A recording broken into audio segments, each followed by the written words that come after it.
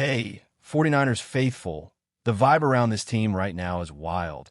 And not just because of the win over Arizona, but because every week seems to throw something new at this roster. As this season keeps unfolding, it feels like the Niners are hanging on with grit, depth, and pure attitude, and somehow they keep finding ways to stay in the fight no matter how many curveballs show up. And speaking of curveballs, the latest one hit hard with the news on Tatum Bethune. The young linebacker who stepped in for Fred Warner and handled that responsibility with toughness and consistency is now dealing with a high ankle sprain, and that's the kind of injury that does not heal overnight. It slows down even the strongest players, and in his case, it is going to cost him a few weeks of action at a moment when San Francisco is already navigating a thin depth chart at linebacker.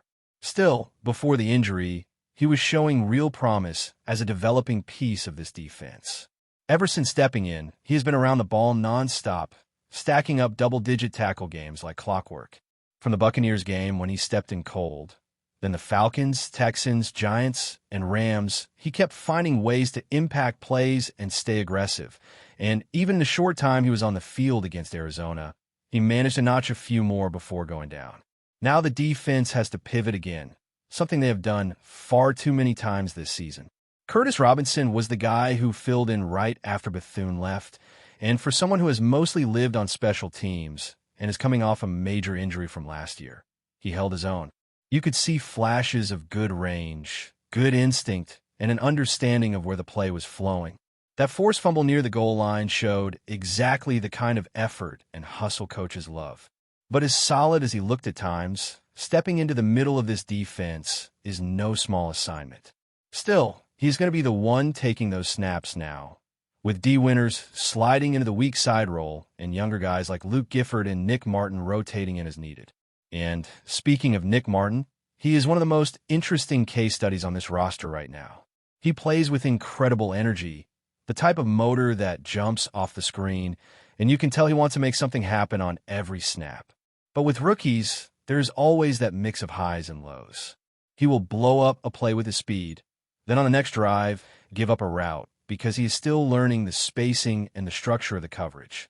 That moment when Trey McBride slipped right behind him was a perfect example. It is part of the learning curve, and with Bethune out, Martin is going to see even more snaps, which means more chances to grow and more chances to show why the staff believes he can become a reliable piece down the road. Then you shift over to the special teams unit, and the bad news keeps coming because Eddie Pinheiro being sidelined with a hamstring strain is a huge blow. He has been a machine this season, hitting every single field goal from every possible distance, from the low 20s all the way past 50 yards. He has given this team stability, swagger, and the confidence to take points whenever the drive stalls. For a team that has been battling injuries everywhere, having a kicker who never misses has been an enormous advantage. Losing him even for a short stretch stings, and now the Niners have to bring in replacements and hope they find someone steady enough to survive this stretch. One of the options being looked at is Parker Romo, who has bounced around and had mixed performances. And with how much this team struggled last season with the kicker spot, you can feel that the staff does not want to go backward. They need someone who can handle pressure, someone who does not make close games even more chaotic, because this year has already been chaotic enough. On top of all that, the idea of a Jake Moody reunion turned into comedy and confusion across the league. He was sitting on the Bears practice squad, technically available if San Francisco wanted to bring him back, but before anything could happen, Washington swooped in and signed him to their active roster. It was a strange twist considering he had played well in Chicago, especially in ugly weather games, and looked like he had settled in. But either way, that door is closed, and the Niners have to go in a completely different direction as they sort out their kicking situation. And as if the injury list needed more names, the update on Brandon Ayuk is not the one fans were hoping for. His practice window is not opening yet, which means another week without any real progress toward returning. At this point, after such a brutal knee injury that tore multiple ligaments, it is no surprise that the staff is being incredibly cautious. They are not going to rush him and risk something like what happened with Dre Greenlaw, where coming back to soon only made things worse. They know how special Ayuk is, and they know how important his future is whether it's on the field or in terms of any potential trade value. His return is not something they're willing to gamble on, and that means patience is going to be the name of the game, even if it tests the nerves of everyone waiting for him to be back in uniform. Meanwhile, Jacob Cowing is getting closer. His practice window is expected to open after the bye week, which gives at least some hope that he might make his long-awaited debut this season. His rookie year never took off because he did not get on the field, and this year has been a nightmare because every time he thought he was healthy, he hurt the hamstring again. 3 different setbacks have kept him sidelined, which is brutal for a player with his speed and playmaking potential. He had such a strong spring and summer before the injuries started piling up. If he can return after the bye, even for a limited role, it could give this offense another dynamic threat, something they could absolutely use as the season gets tougher. And with Brock Purdy healthy again, the team made the expected move of releasing Adrian Martinez from the active roster. He cleared waivers and will be back on the practice squad as the third quarterback behind Purdy and Jones. It is the kind of roster shuffle that happens all season long, especially when injuries heal and spots get tight, but it shows how fluid everything remains in San Francisco as they keep piecing this thing together week by week, player by player, adjustment by adjustment. What really jumps out right now is how this team keeps winning despite the glaring issues that refuse to go away, and the biggest concern continues to be the lack of a consistent pass rush. It showed up again against Arizona, and even though the Niners walked out of that game with the win they needed, the film does not lie. When Jacoby Brissett can drop back more than 50 times and barely feel a hand on him, that is a problem that goes way beyond one bad afternoon. 13 total pressures in that many dropbacks is nowhere near good enough for a defense that has prided itself for years on relentless pressure up front. And the toughest part is that this is not a one-week thing. It is becoming a pattern, and for a team with championship expectations every season, that kind of drop-off in production is dangerous. When you look at the raw yardage totals Arizona racked up, it feels like a red flag by itself. But context makes everything clearer. With all the penalties Arizona committed and how often they were playing behind the chains, they were forced into a straight drop-back game. The Niners built an early 2-touchdown lead, which usually opens the door for the defensive line to pin its ears back and get after the quarterback. But even with all those perfect conditions to rush the passer, the defense still struggled to get home.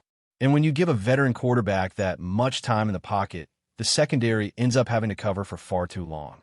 That is when breakdowns happen, mismatches get exposed, and receivers start finding space that they should not be finding. Michael Wilson putting up the most receiving yards in a single game of any player this entire season says everything about how vulnerable this defense becomes when the front cannot generate disruption. The turnovers helped the Niners survive, grabbing 3 takeaways while protecting the football on offense. Winning that turnover battle by 3 is a massive swing, and in a lot of ways, it masked some of the defensive issues that kept popping up all game long. But that is not a sustainable formula when the competition gets tougher and the coaching staff knows it. Without pressure, any smart quarterback is going to find openings, especially once the film piles up and teams start attacking the weak spots that keep appearing week after week. And with Bethune out, the middle of the defense is already in a delicate spot, which only makes the lack of pass rush more magnified. Looking deeper at the sack numbers, it becomes even more concerning. Bryce Huff leads the team with 4, and behind him, the next player on the list is Nick Bosa, who has not even played since week 3 and still sits at 2 sacks for the entire season. That gap tells the story on its own. When your top defensive star is sidelined and the production has not been replaced across the board, the cracks in the system become impossible to ignore. After that, you have Sam Okawanu at 2 sacks, and then your next sack leader is a cornerback. That is not the kind of distribution a defense wants to see heading into the toughest stretch of the season. With the injuries piling up on the defensive line and depth pieces failing to create consistent pressure, the unit feels like it is holding the dam together with tape. And even with all of that going wrong, the season itself has been one of the most chaotic and impressive runs this team has had in recent memory. The amount of adversity this roster has pushed through is unreal. Kyle Shanahan has been forced to juggle injuries, lineup changes, rookies playing heavy snaps, and a carousel of role players stepping into bigger roles than anyone expected. Yet the Niners are still sitting with 7 wins and very much in the hunt, which speaks to the level of coaching this year. There have been games where everything felt like it might fall apart, and somehow Shanahan still found ways to adjust, scheme around weaknesses, and pull out wins that could easily have slipped away. It is the kind of season that tests every part of the team, from the top of the depth chart to the bottom, and the Niners have managed to hang on through it all. But the difficulty now is that the margin for error gets thinner every week. There are only so many games you can win by outscoring problems instead of fixing them. The pass rush cannot keep disappearing against mid-tier quarterbacks. The linebackers cannot keep getting stretched thin with injuries. And the secondary cannot keep playing coverage for 4 or 5 seconds at a time. When you face the truly elite offenses, all of those flaws get exposed at once. That is why the staff wanted pass rush help before the trade deadline, and why the urgency around that need feels even stronger now. This is not just a missing piece. It is a foundational issue that affects every part of the defense as soon as the ball leaves the quarterback's hands. Even with all of that, this season has produced some wild storylines. From rookies flashing brilliance and then stumbling through growing pains, to veterans trying to hold the unit together, to unexpected contributors stepping up at random moments, it has been unpredictable from start to finish. And somehow, through all the chaos, the Niners keep fighting. They keep grinding through close games, surviving tough injuries, and finding just enough playmaking to stay ahead of the Avalanche. It is not always pretty, it is not always smooth, but it is the kind of season that reveals the DNA of an organization. And right now, the DNA of this team is toughness, adaptability, and a refusal to fold when things get messy. There is still so much football left, and every week feels like another test of how much this roster can absorb. With the schedule tightening and the postseason picture getting more intense, the answers are coming fast. Whether the pass rush wakes up, whether the young guys continue to grow, and whether the injured starters eventually can make their way back will determine how far this team can go. But for now, the Niners remain in the thick of it, navigating every twist, every setback, and every unexpected moment with grit and just enough resilience to keep the season alive. But before we dive in, don't forget to subscribe to 49ers Zone and hit the like button on this video. Your support helps us keep bringing you the latest updates on the San Francisco 49ers. And don't forget to share your thoughts on the news in the comment below. Whispers are swirling through the NFL world after a Cardinals player stirred the pot during a recent press conference, leaving fans and analysts buzzing about a possible feud with the 49ers. The remarks, described by insiders as blunt and borderline provocative, have fueled speculation that tensions between these two storied franchises may be reaching a new level. While the player didn't outright call for a showdown on the field, his pointed commentary about the 49ers' strategy and locker room dynamics has ignited a firestorm of reactions across social media platforms and sports talk shows. Sources close to the Cardinals' locker room suggest that teammates were taken aback by the forthright nature of the statements, with some reportedly urging the star to tread carefully amid the media frenzy. Yet, the player's confident delivery hinted at a deeper frustration, perhaps with past encounters against the 49ers or recent team decisions that fans have only speculated about. The NFL rumor mill has wasted no time, with insiders debating whether this was a calculated attempt to psych out their rivals or simply a candid expression of personal opinions.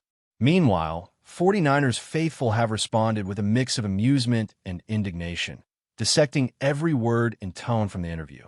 Analysts are dissecting his phrasing for hidden meaning, pondering whether there's more than meets the eye. Could this be the prelude to an intensified rivalry, or merely a media moment amplified by today's always-on sports coverage? Veteran commentators are already drawing lines between past clashes and this latest salvo, painting a narrative that could redefine the narrative of future matchups. What remains clear is that the league's drama extends far beyond the scoreboard. In the days to come, all eyes will be on both teams' preparations, with whispers turning into heated debates and speculation driving the conversation. Whether this sparks a genuine locker room showdown, fuels fan rivalries, or fades into another NFL headline, one thing is certain. The buzz around the Cardinals and 49ers just got louder, and the story is far from over. That's it for this update. If you enjoyed the video and want to keep receiving exclusive news about the San Francisco 49ers, make sure to subscribe to 49ers Zone and give this video a like. We always look forward to hearing your comments and opinions. See you in the next video.